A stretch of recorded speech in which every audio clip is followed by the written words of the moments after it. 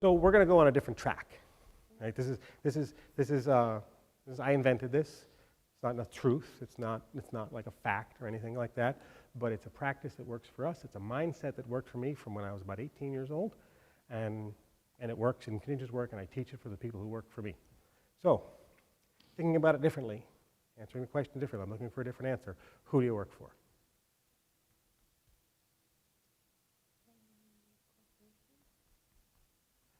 Who do you have to satisfy in your life every day you get out of bed? Who are you doing this for? Me. Right.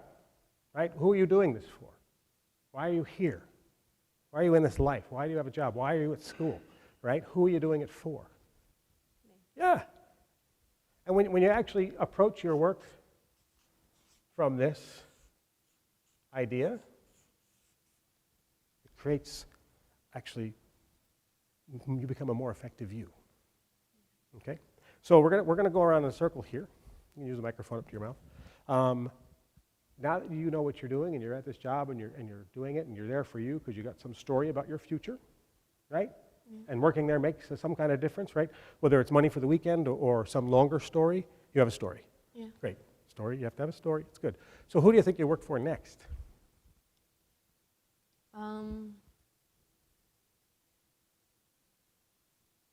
I want to say my boss, but I feel like I work for my family next. Yeah, that's definitely, the boss is the wrong answer. Yeah. Yeah. Let me ask it another way. Who's got the money? It's easier out there, by the way, right? Standing up here, a little harder. Out there, you might get it, but we'll give her a chance, okay? Who's got the money? Every day, we wake up, right? They were in business, we need money. Who do we get it from? Me? I don't know. Anybody out there? Customer, right? So the customer, right? That's we create a business because we have customers that we want to get to, and they have money, and we want it because we have to pay you, Well, right? But also we have to, pay other people, right? And hopefully have some money left over when we're all done. Great.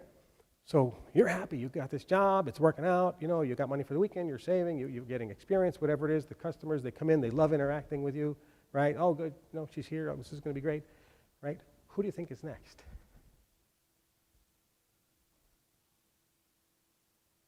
I don't like being up here. That's okay. Throughout your life, you're going to be in places you don't like. Right? Yeah. It's going to happen to you every year. You're going to be in a place. You're going to be a beginner, and it's going to feel bad. Right? Get used to it. Learn to make friends with it. Learn to be comfortable with it. Because when you are a beginner, you're more open to learning. You're more open to go, this is great. When I work with people in their 40s and 50s, it sucks. It literally sucks. Because they got their blinders on, right? They think they've figured out the world. They think it's this fixed, knowable place. And I'm trying to come up with these new ideas and concepts to share with them, and they can't get it because they are too far down their own path, right? In what's called a mood of certainty. And they shut down all their future possibilities when they do that. The idea for you, for your whole lives, is try and be in a beginner mind as much as you possibly can throughout your careers. Step out and learn something new. Put yourself in uncomfortable situations, because that's where we learn. So you're uncomfortable, right? But you're going to get the most out of this. They won't, right? It's going to be better for you because you're living it through your body and your mind and your feelings and your sensations. They're just sitting on their butts. Yeah. Okay? So you're doing great. So you're happy, right? Your customers are happy. Who do you think is next? Let me ask the question this way. Can you do this job by yourself? No. So your coworkers?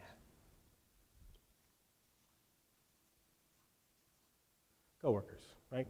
You show up to work and they go, oh, great, she's here. It's great. Life's going to be easier. Today's going to be easier. And in theory, they're doing the same thing for you. Right? That's how the job and the workplace should be set up, is when the right people are there, it works. Everybody's there working for each other to make this thing happen. Right? So, what do you think is next? It's going in a circle. We can figure this out. Right? The boss. The boss. Right. Whoever it is that makes it possible. So, these are the people that have the story that you're part of. They make it happen. You're an actor inside that story, but who are you doing it for? Myself. Right. You're taking care of the customer because that's how we get money. You're working with coworkers you like working with because everybody's job is easier because we all show up in a good mood and we help out and we don't slack and we don't whine and we don't complain. We don't try and leave early, right? Those employees, anybody work with those people? Yeah, we try and get rid of them, right? If we have people who show up in our environments where they are those people and they're obviously not there working for their coworker, we get rid of them. We give them a chance. We talk to them. We say, hey, you know, you're always choosing the easy job. You always want to go home early, blah, blah, blah. Is this what you want to do? And if it is, then we coach them and we work with them to try and get there. If it's not, we teach them how to quit. Because you got to know how to quit. Nobody teaches you. Who here has been taught how to quit? Have you been told not to quit? Doesn't our culture tell you that? Right? But you got to know how to quit. If it's not right, you got to know how. So we actually help people to quit. And I tell my managers that if you've done this right and you've done well up to that point, that employee will come back and thank you. And the first time an employee came back and thanked one of my managers, she was so happy she had to come and tell me. Right? Because if it's not working for you as the employer, it's not working for them either. Does that make sense?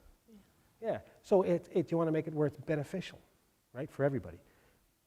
If they can rise and be that employee, it's great. So what's interesting about this is it's a circle. And the reason it's a circle is because the arrows go in both directions.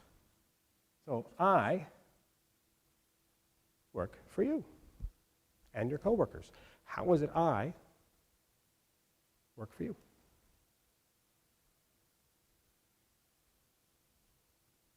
Anybody?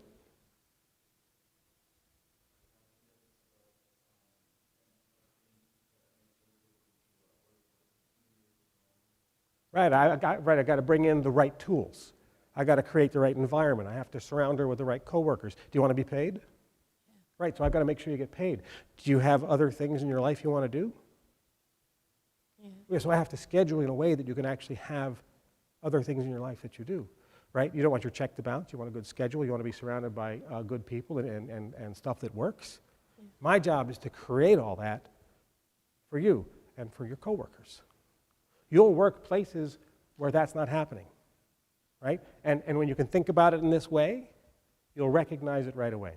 You go, man, these people don't care about me, right? They're using me. And they do. I mean, there are places that are like that, and that's the way they're set up, and it's not good or bad, it doesn't matter. But if you're there and it fits in your story, use them back. Learn as much as you can before you leave. Get as much as you can from them before you leave. Right? Because everything you do is a stepping stone and something that you're going to learn from. But ideally, you want to work for an organization like this that cares about you and your coworkers. Because I work for them so we can take care of them. Yeah. That's why you were hired. That's why they were hired. And that's why it works. But the most important person in this transaction is you. No matter where you go, no matter what you do. Right? You're doing it for you. Now, the word that I use is selfish altruism. Has anybody heard that before? So it is what it sounds like, right? We're doing it for ourselves. But everybody else is also benefiting because of it. Right? You're all taught not to be selfish, right? When you're kids, don't be selfish. Share with your brother, whatever it is, right? But you have to be selfish. And especially at the ages that you go through from like 15 to like 25, that's what you're trying to figure out. You got to do this for you, but you want to do it in such a way that you're helping everybody else to get it done. And that's what I did. When I was in about 18 years old, I figured out I didn't work for the boss. I figured out that actually who I worked for was me and the customer and my coworkers. And if I didn't like them, it didn't matter. Right? I can still do my job, and I can still do it to the best of my ability. And that's what we try and do. So that is what I refer to, because I don't have a real good name for it, and it's a really great place to approach your life from. If you're going to be a leader, entrepreneur in the future, you have to be doing it for yourself, but always with the idea that you're taking care of others as you do it. That's how we work with our staff. My job is sort of, I refer to as servant leadership. My job is to tell the story, create the story, hire the people to work inside that story, and then my job is to support them. So if I have someone who's been working for me for about 6 months, and I still have to manage them, it generally means I have to get rid of them. Like, I don't want to manage people. That's not what I do. I want to educate, I want to train people, I want to get them mobilized, right, to take care of themselves and where they're going. And if I can tell a good enough story and a compelling enough story in the right kind of environment, then they're just going to do that. If there's someone I still have to manage 6 months down the road, it's like, oh, I have kids. I don't need that, right? So we try and build an environment where that is possible.